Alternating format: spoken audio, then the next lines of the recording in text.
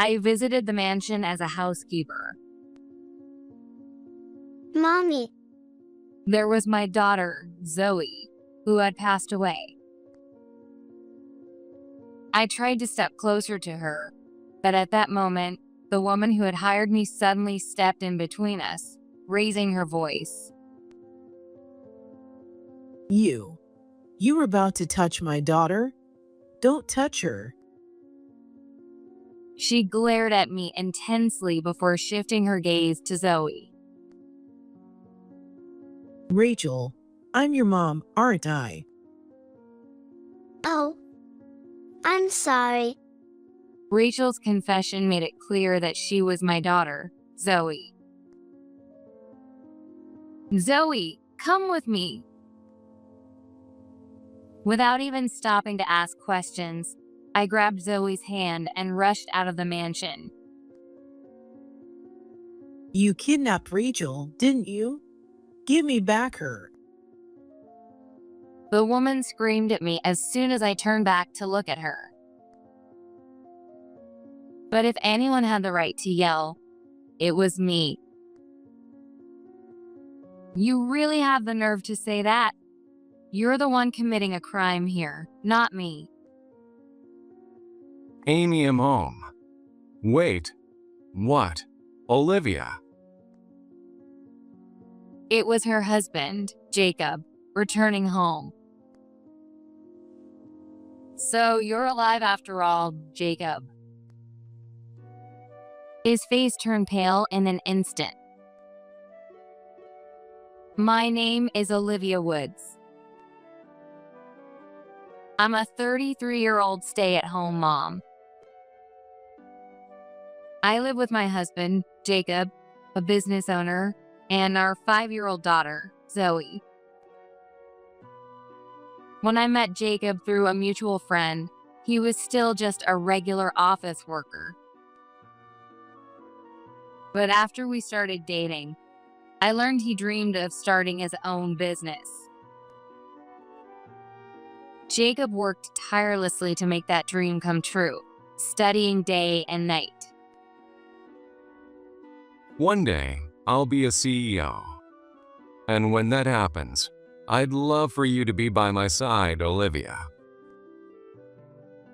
I wanted to support the man who smiled at me so confidently, so we got married. A few years later, our daughter Zoe was born, and Jacob has achieved his dream and was a CEO. Due to his jobs, Jacob was a busy man, so he left early in the morning and came home late. So naturally, I took care of everything at home. Sure, it wasn't always easy, but Zoe was a sweet kid, Jacob's business was thriving, and I was happy with our life. But lately, something had been bothering me. Jacob had been acting distant toward us. Daddy, let's play together. Daddy's busy right now. Go play somewhere else. Even when Zoe tried to talk to him, he brushed her off without a second thought. At dinner, instead of spending time with us, he just kept staring at his phone. He wouldn't even look at me or Zoe. I knew he was busy with work. But it's strange that he would be cold even to Zoe. Hey, can you please spend more time with Zoe? I pleaded with him to make more time for our family. That's when Jacob finally lifted his gaze from his phone. Are you trying to boss me around now? No, that's not what I want. I'm busy with my work. Just let me relax when I'm home. Oh, but I guess a stay-at-home mom like you wouldn't understand. He smirked as he said it, the corners of his mouth curling up. Maybe he looked down on me because I was a stay-at-home mom. His attitude irritated me. The reason I became a stay-at-home mom is because Jacob asked me. I'm not good at housework and I want to focus on my job. So, I want you to quit your job and stay home, Olivia. I only stopped working because you asked me to. And now you're talking to me like this. Just shut up already.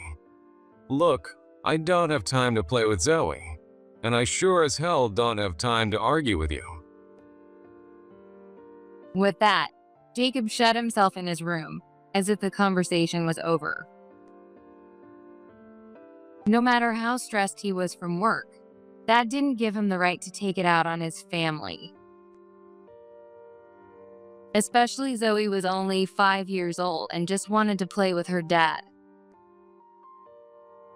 I couldn't keep up with Jacob's sudden change in behavior, and for a while, I felt really down. Still, I had a household to run. Despite my mixed emotions, I did housework for Zoe's Saki and Jacob's. But no matter how much effort I put in, Jacob's attitude never changed. I'm home. Hey, Olivia, hurry up and heat up my dinner. Even though Zoe was already asleep, Jacob barked orders at me in a loud voice. Keep it down. You're gonna wake Zoe up. Who cares? I'm starving. Just hurry up and do it. His behavior kept getting worse, and eventually he even started calling me a bum. I'd put up with a lot, but this was too much. I couldn't stay silent anymore. Enough already. Who do you think cooks your meals and does your laundry? Do you think it feels good to be called a bum? I confronted Jacob when Zoe wasn't around. I didn't want her to see us fighting like this. I had held back for so long, but I had finally reached my limit. But when I raised my voice, Jacob just scoffed. Why do you think you can act all high and mighty? This house and the money are all mine, right? Even if that's true. Just because he was the one earning money didn't mean he had the right to treat me like I was beneath him. All I wanted was for him to change his attitude.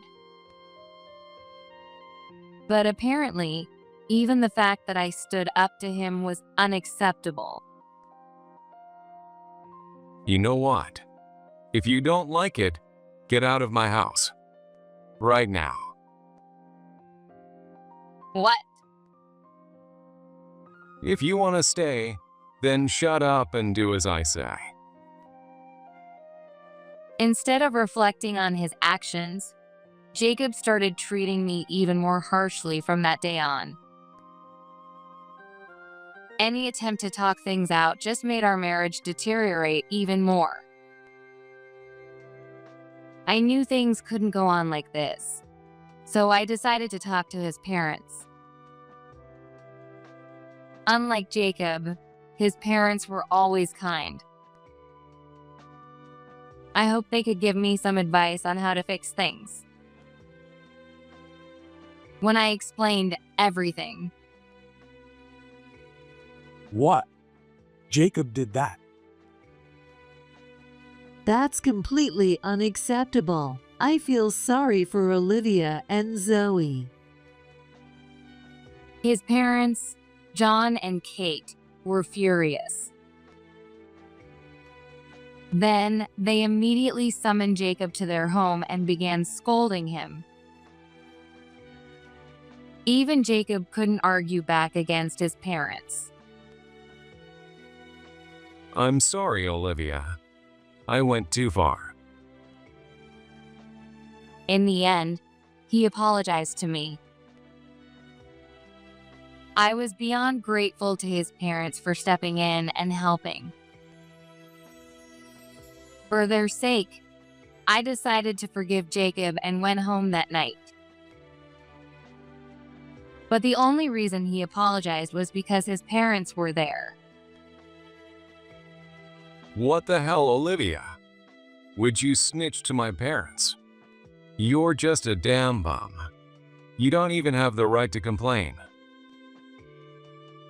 The moment Jacob arrived home, he started insulting me just like before. It was clear he hadn't reflected on anything at all. No matter how much housework I did, he just kept calling me a bum. And I could tell Zoe was starting to pick up on the tension between us. Mommy, are you okay? Lately, Zoe had been looking at me with a sad expression, worried about me more and more. This wasn't good for her or for me. Tired of being constantly criticized, I started considering divorce. Jacob seemed to want a divorce too, as he once casually handed me divorce papers saying, "If you've got complaints, just sign it." We both probably knew that separating would be best for us and for Zoe. And yet, I couldn't bring myself to make the final decision. Then one day, out of nowhere, Jacob suddenly said, "How about a family camping trip this weekend?" His unexpected proposal surprised me. What? Camping?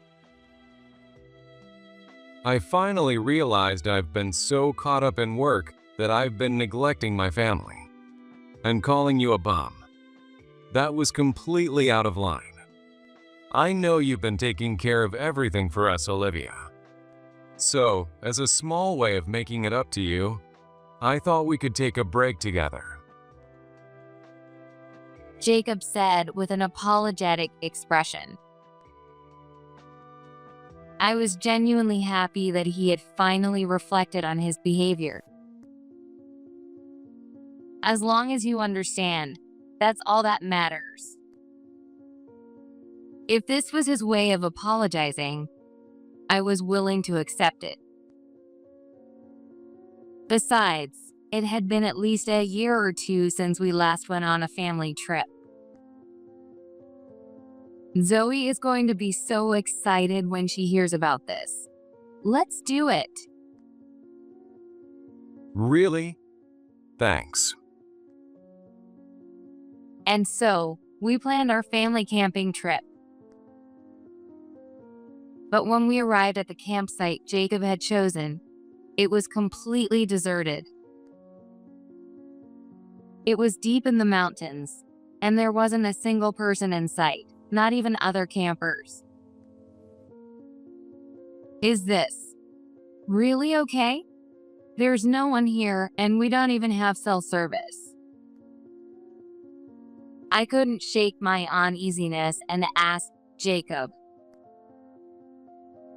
He flashed a grin and casually replied, "It's fine. This is a hidden gem my friend told me about. It's rare to have the place all to ourselves, so be happy." Though I still couldn't shake my unease, I decided to make the most of the trip and fully enjoy the experience. The three of us worked together to set up our tent, and then we started preparing dinner. I'll go collect some firewood. While I cooked, Jacob went off to gather wood. Zoe was supposed to stay and help me with the cooking, but she seemed curious about collecting firewood. "I want to go with Daddy," Zoe insisted. Jacob refused multiple times, saying, "It's dangerous." But she wouldn't back down. In the end, she went with him into the forest. The strange incident happened about 30 minutes later. Suddenly, I heard a scream. No! That was Zoe's voice. There was no mistaking it. I rushed toward the voice. But when I pushed through the trees and emerged from the forest, I found myself standing before a cliff. The sight sent chills down my spine. Looking over the edge, I saw a steep drop-off leading to the ocean below. As I took in the scene, something unbelievable came into view. Caught in the branches growing from the cliff were one of Jacob's shoes and one of Zoe's shoes. No way. A terrible feeling crept up my spine, but the bottom of the cliff was too dark to see anything clearly. Frantically, I searched the forest for them, but they were nowhere to be found. I had to call the police. Giving up on searching by myself, I walked until I found a spot with cell service and called for help. The police arrived, but because of the strong waves and the late hour, they said it was too dangerous to search below the cliff that night. For several days, the search efforts continued desperately, but in the end, neither of them was found. The search was called off, and Jacob and Zoe never returned to me. Why, Jacob? Why, Zoe? For someone like me, who lost my parents at a young age, my only family was Jacob and Zoe. The shock of losing my beloved family was too much to bear, and I shut myself away for a while.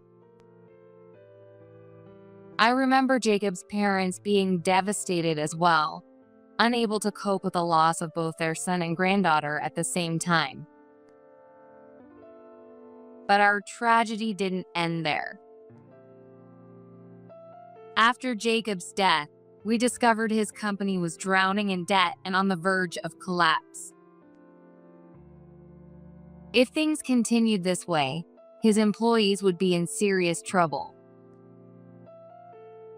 After much discussion, Jacob's parents and I decided to sell the company. We thought it would be better for the person who worked with him to take over the company than us who had no experience. In the end, selling the company allowed the employees to keep their jobs without worry, which was a relief. But that wasn't the end of our problems. We also discovered that Jacob had a significant amount of personal debt. Of course, I could have renounced my inheritance and avoided paying off his debts. But I couldn't bear to give up the house where the three of us had lived together. So, I chose to inherit everything. The debt was about $50,000. Since repaying the debt wasn't easy, I immediately started looking for a job and began working as a housekeeper, utilizing my experience as a stay-at-home mom. But life while repaying the debt was incredibly tough. Every month was a financial struggle. And no matter what I was doing, my mind kept drifting back to Jacob and Zoe. I knew I was getting mentally and physically exhausted. Then, 4 years passed. I finally managed to pay off Jacob's debt, and, while not wealthy, I was able to live a normal life. I still had a good relationship with Jacob's parents, and we met up regularly. After these 4 years, I had finally found a way to move forward. Then, one day, I was sent to a luxurious mansion for a housekeeping job. The client was, apparently, a family of 3. The previous housekeeper assigned to this mansion had taken a leave of absence due to illness, so I was filling in. Just looking at the house, it was clear they were wealthy. I was also advised by the previous person in charge to be careful not to be rude. With slightly trembling fingers, I hesitantly rang the doorbell. A woman, probably in her early 40s, opened the door. I introduced myself as a housekeeper and was invited inside. And then, Mommy, when I turned to the direction of the voice, there was my daughter, Zoe, who had passed away. I couldn't comprehend the situation and could only stand there in shock. Why is my lost Zoe here? If she had survived, she would be 9 years old now. And the girl standing there looked to be about 9 or 10. But more than anything, her face was exactly like Zoe's.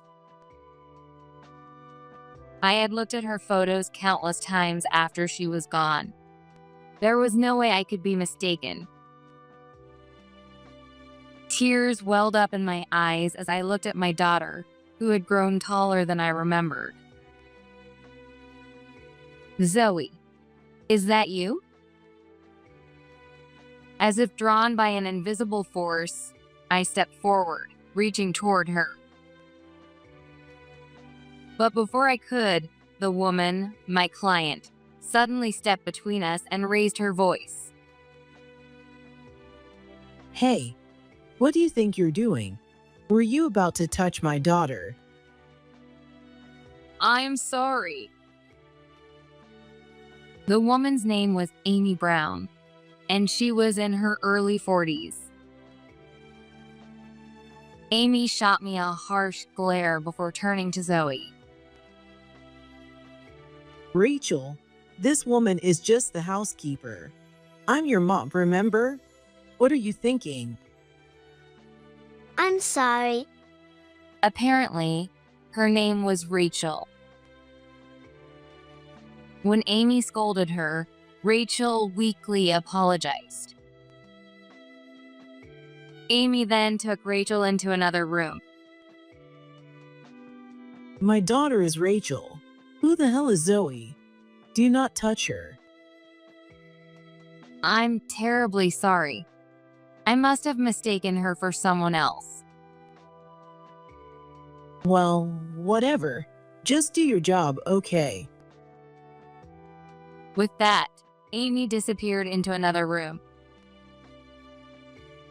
I had made a huge mistake in a client's home, and I deeply regretted it. Trying to hug someone else's child. That was completely out of line. But Rachel looked so much like Zoe that I couldn't help myself. When Rachel saw me, she called me Mommy. What did that mean? Even after leaving the Brown house that day, I couldn't stop thinking about Rachel. If I could, I would want to meet Rachel once more. But my actions had angered Amy. She had even requested to have me replaced. That meant I would never get to see Rachel again, or so I thought. The Browns' place? Yeah, I can go. Apparently, Amy had fallen ill and urgently needed someone to cover for her housekeeping. And since I was the only one available, I was assigned to the job. Amy had reluctantly agreed to it, so I immediately headed to the Brown. Hello, I'm here for the housekeeping job. I didn't have a choice but to call you this time. And listen, whatever you do, stay away from Rachel. Amy glared at me sharply, emphasizing her warning. She was being extremely cautious. When I agreed, Amy muttered that she was going to sleep and ordered me not to enter her room, telling me to leave immediately after finishing the cleaning and cooking before disappearing into her bedroom. It seemed like Rachel had been ordered to stay away from me as well because she remained locked in her room. I wanted to talk to her, but it seemed impossible. I quickly finished cleaning and making dinner, preparing to leave.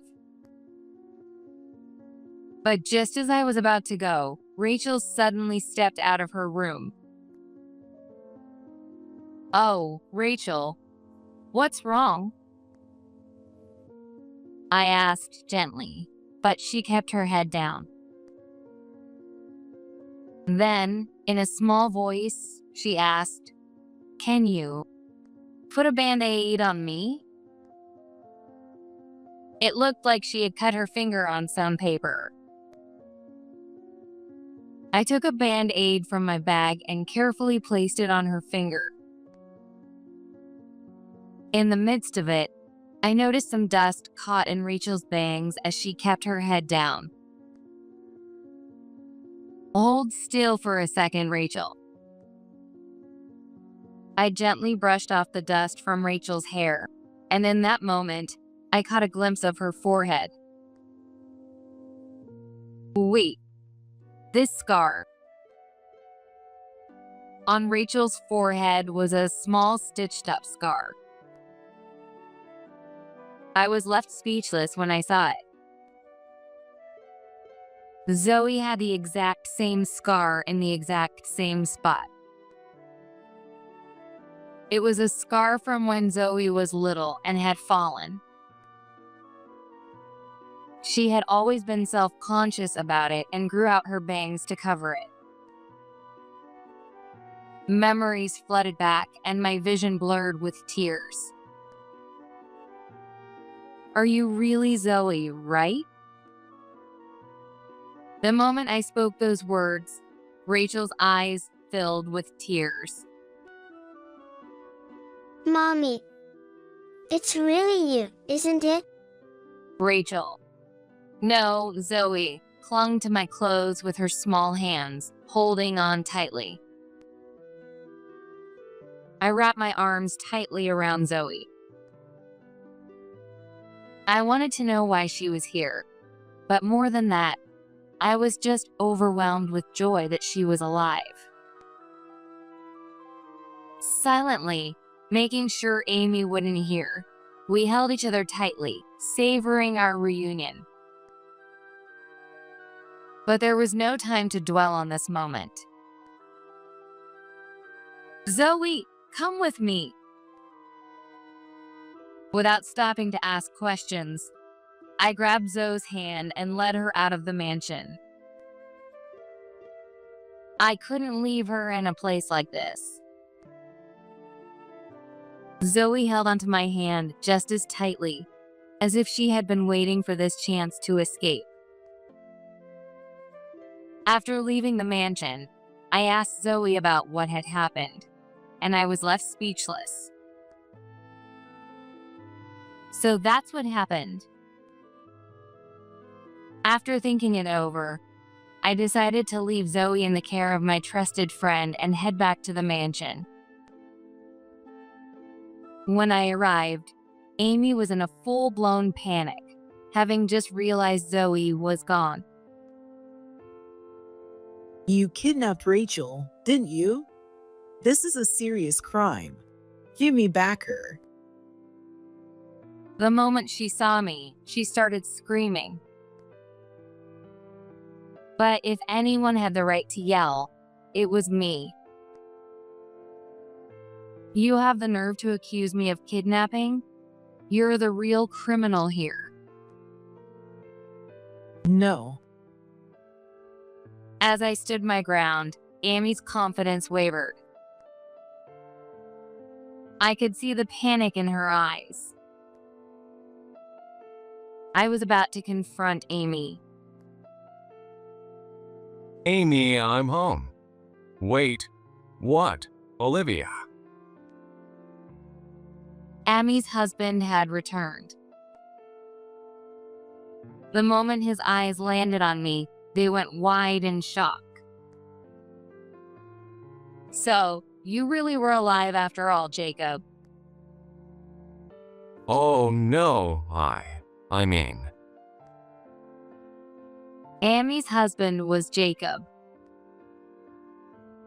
His face went completely pale. Whether she realized the truth or not, Amy panicked and kept insisting, "Kevin, this woman kidnapped Rachel. Do something now." According to Zoe, Kevin was Jacob's alias. And Rachel, that was Zoe's fake name. I stood there, quietly listening to their exchange. why is Olivia even here in the first place? Amy, explain this. She's the housekeeper. I hired her for cleaning. Is she a housekeeper? The moment he heard those words, Jacob's face twisted in shock. She's my ex-wife, Rachel's real mother. And you let her into our house. Jacob exploded in anger, yelling at Amy. But Amy wasn't about to back down. What are you talking about?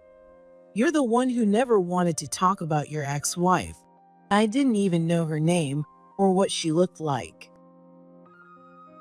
Even so, if Olivia found out, this could be bad. Jacob clutched his head, seemingly realizing his own fault after hearing Amy's words. It seems that Amy didn't know I was Jacob's wife. But the moment Zoe called me Mommy, she had gotten a bad feeling. I knew I had to be careful about you and Rachel interacting. That's why I specifically had the housekeeper changed. Amy bit her lip in frustration. I can't believe you took Rachel. Are you out of your mind? Is it true? Did you take Rachel? Jacob jumped in, raising his voice at me as well. I couldn't hold back my anger at his attitude. You have some nerve blaming me. Jacob, you lied to me. You faked your death, made it look like you fell off that cliff, and you could go on living like this? Well, As I stepped toward Jacob, he averted his gaze, clearly flustered. He had been too focused on Zoe being taken that he hadn't even considered the fact that his survival had been exposed.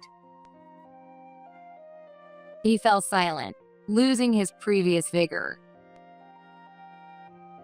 So, your silence means you're admitting to deceiving me? I was about to press him further when Amy suddenly jumped in. Wait, you've got it all wrong. He's not Jacob. He's my husband, Kevin. I couldn't help but laugh. It's too late. There was no way he could pretend to be someone else now. Kevin Brown, that's just an alias, isn't it? When I called him by that name, Jacob dropped his shoulders. so you figured it all out. Of course. I took out the documents I had from my bag and showed them to the two of them. In reality, I had been secretly investigating Kevin Brown, Amy, and Rachel for some time. Truthfully, investigating a client was against company policy. But in this case, I was looking into my husband and daughter. As a result, I'll just say that I also discovered Amy's connection through my husband. Amy was apparently from a wealthy family and had been living in this mansion for about 10 years. Then, a few years ago, Kevin started living here with Rachel.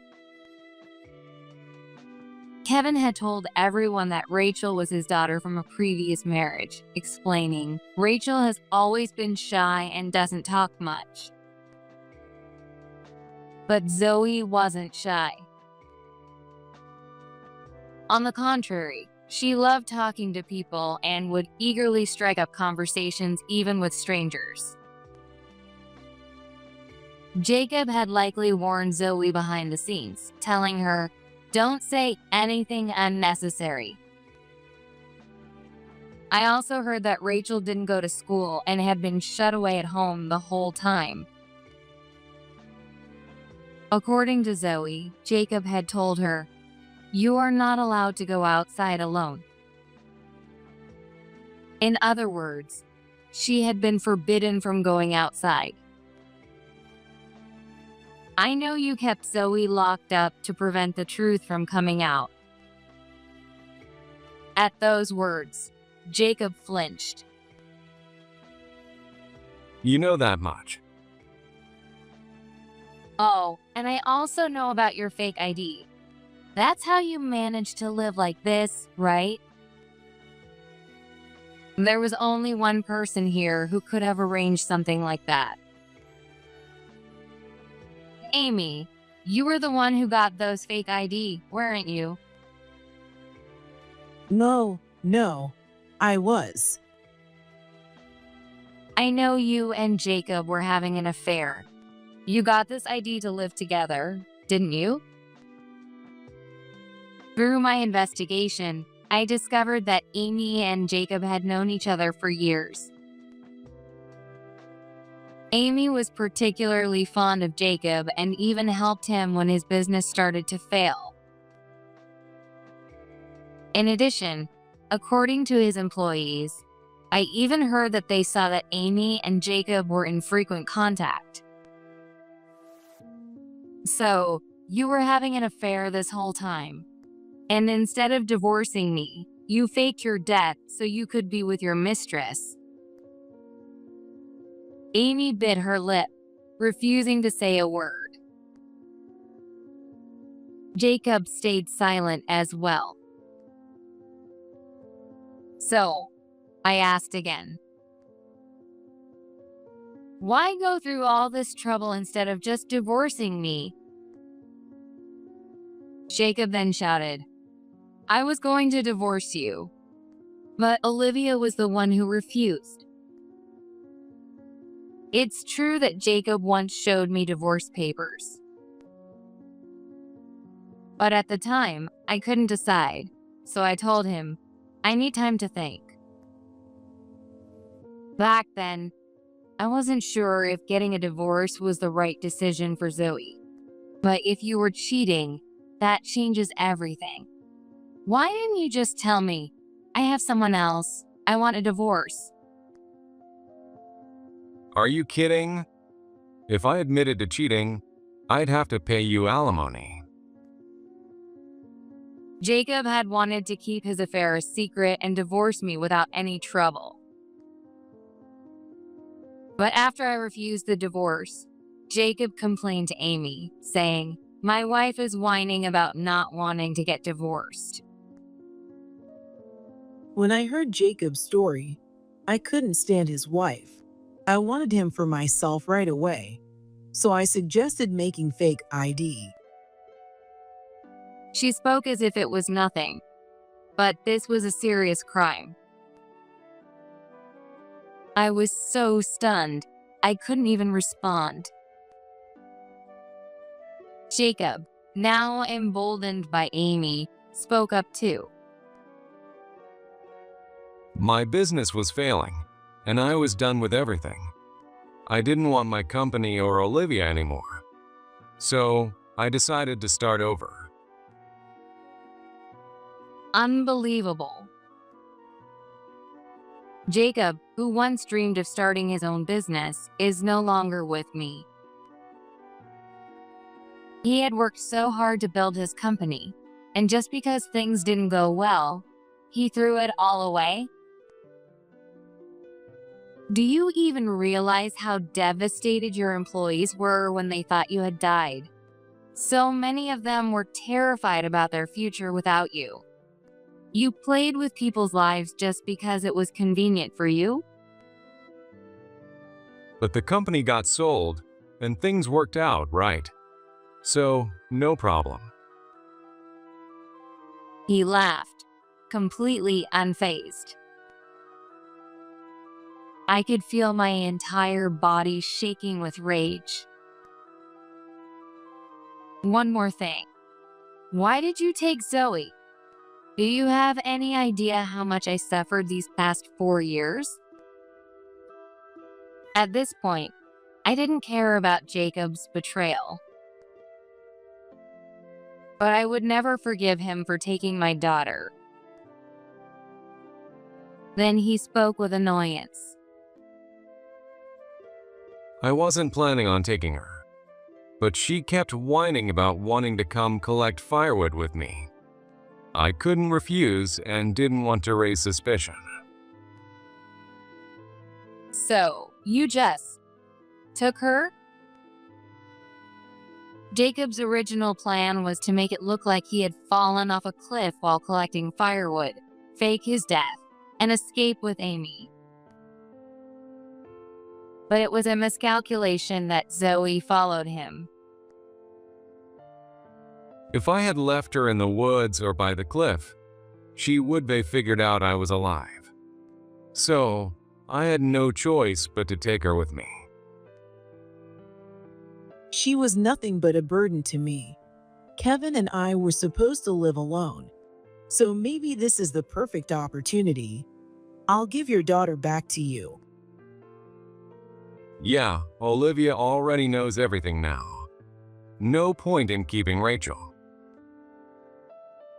After that, Jacob and Amy began living together with Zoe, but it seemed neither of them truly cared for her. I could feel my anger boiling over again. Zoe had been locked inside this house, treated coldly by a woman she didn't know. Even her own father, Jacob, had been cruel to her. For 4 years, she had endured so much pain. I will never forgive the two of them for hurting my precious daughter. I'm reporting this to the police. I glared at both of them and declared my intent. But instead of looking worried, they just smirked. Go ahead and say whatever you want, but it's pointless. Our ideas are so convincing that even the police wouldn't doubt them. No one's going to believe they're fake. In what? You think a kid's testimony will hold up? The cops will just brush it off as a child's imagination. They were confident they wouldn't get caught. But they were underestimating me. I reached into my pocket and pulled out a voice recorder. Too bad for you. I've recorded everything we've talked about. With this, you won't be able to deny a thing. And I've gathered plenty of other evidence. The police will love this. The moment I said that, the two of them rushed toward me with incredible force. Give me that recorder. Now. You never said you were recording. I immediately turned on my heel to escape the mansion, but the two of them, with terrifying expressions, chased after me, trying to snatch it away. Then, at that moment, Jacob, so you really are alive. Wait, Dad, Mom? Jacob's parents stood in front of the mansion. Jacob froze, and Amy seemed confused, unable to grasp the situation. Seeing their stunned faces, I couldn't help but smirk. Before I left Zoe with my friend, I had taken her to see Jacob's parents. The moment they laid eyes on her, they burst into tears. Zoe also cried as she reunited with them after all these years. I can't believe Zoe is alive. This is the happiest moment of my life. Olivia, what's going on? And what about Jacob? Could he still be alive too? Jacob's parents, hoping he was still alive, had their eyes sparkling with anticipation. Though it was difficult to say, I explained everything. As they listened, their faces gradually turned red with rage. Olivia, is this true? Jacob had an affair, and he faked his death while taking Zoe. I can't believe our son would do something so horrible. Olivia, we are so sorry. Please, don't apologize. Jacob is the only one to blame for this. After explaining the situation, I told them I was heading back to the mansion to report Jacob and Amy to the police. Hearing this, his parents immediately stood up. We're not letting you go alone. I'm coming with you. Me too. I have plenty to say to that disgrace of my son. Jacob's parents insisted on coming to the mansion with me. That's why I had brought them along. No way. You brought my parents. Jacob muttered, his face turning ghostly pale. It seemed he had assumed that, after all these years, I had lost contact with them. Amy, seemingly shocked by the appearance of Jacob's parents, fell silent. Do you have any idea what Olivia and Zoe have been through because of you?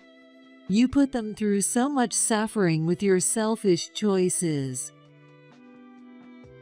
I didn't raise you to be like this. You are no longer my son.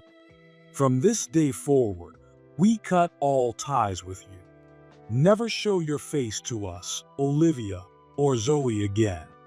That's the only reason we came here. Jacob, under the harsh scolding from his parents, slowly started to tear up.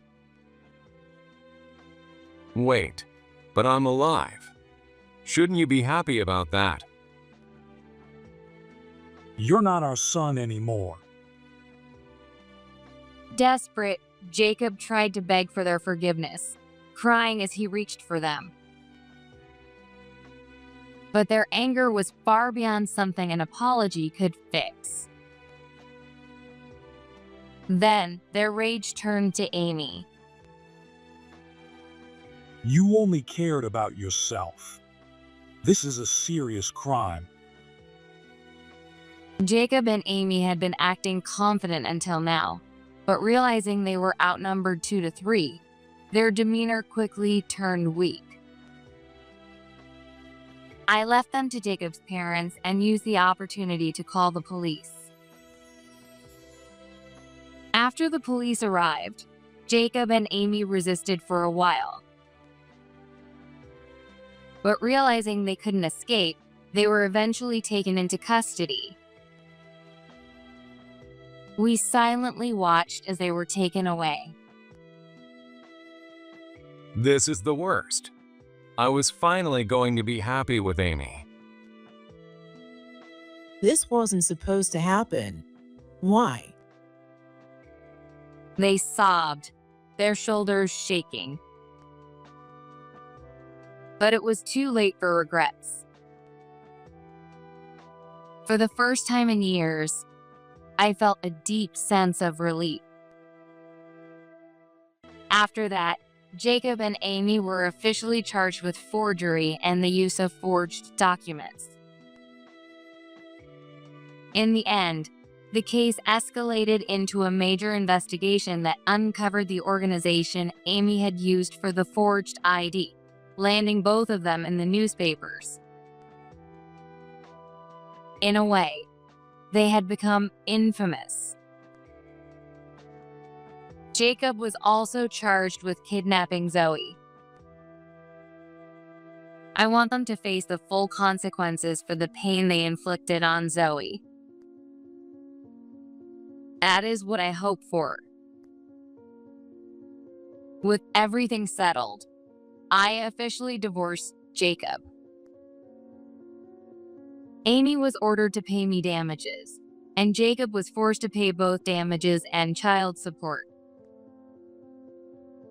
At first, Jacob protested, "I don't have any money to give you," but that excuse didn't work.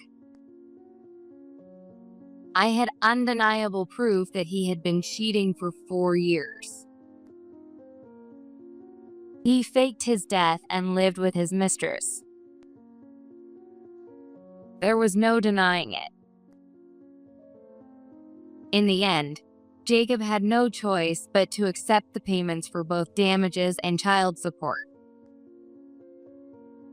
Amy had come from a wealthy family, but all of her money had been inherited from her parents.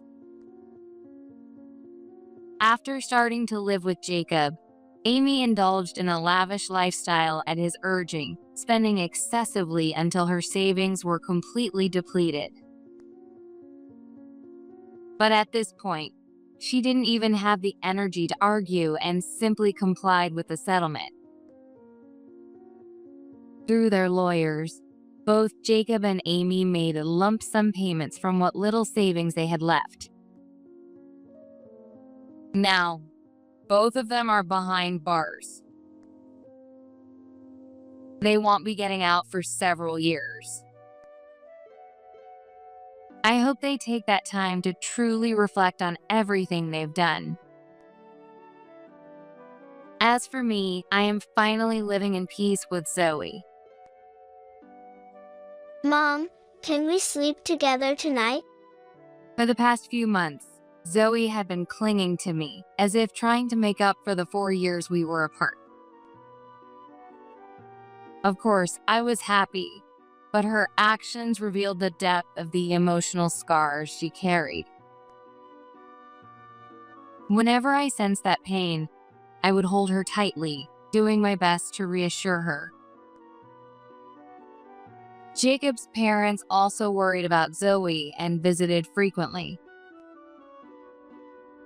Together, we poured all our love into her, trying to make up for the lost time.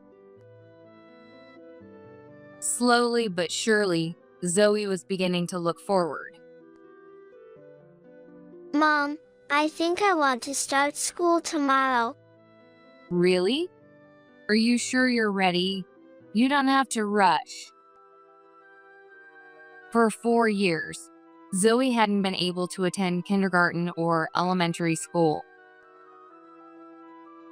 I had always told her she could take her time. But now, she had found the desire to make her friends on her own. And as her mother, I wanted to support her. Mom, Grandpa, and Grandma will always be on your side. Thank you. I wanted to love Zoe so much that the past would no longer matter and cherish every moment of her growth.